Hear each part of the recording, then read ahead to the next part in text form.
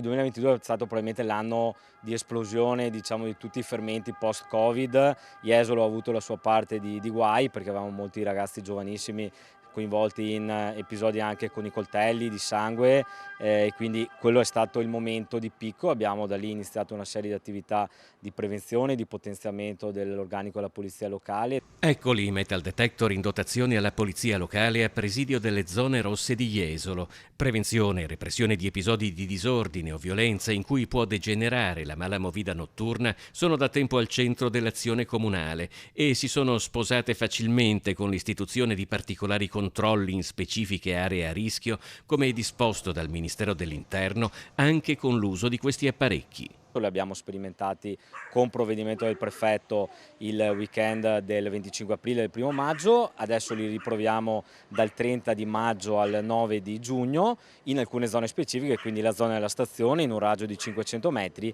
e la zona centrale da Piazza Casabianca a Piazza Marina, e ci permettono appunto di allontanare quei soggetti che vengono a Jesolo non per divertirsi ma per fare confusione e per creare danno agli altri. In provincia altre zone rosse sono disposte a Venezia, Mestre e lungo il litorale di Chioggia.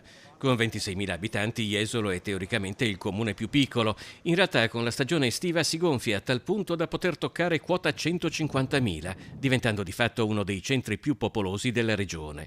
Se tra quei 150.000 c'è una buona parte di giovani in cerca di festa, non è detto che tutti finiscano col farlo in maniera civile. Che i controlli col metal detector servono per capire se ci sono armi da taglio, è appunto una prevenzione. Purtroppo vediamo che è una pratica molto diffusa fra i giovanissimi, spesso minori. Noi abbiamo fatto anche degli incontri nelle scuole con Don Ciotti legati proprio a questi temi, alla violenza sui giovanissimi. Al momento non abbiamo avvisaglie dell'emersione di questi tipi di problemi a Jesolo, però ovviamente la prevenzione fa sempre bene.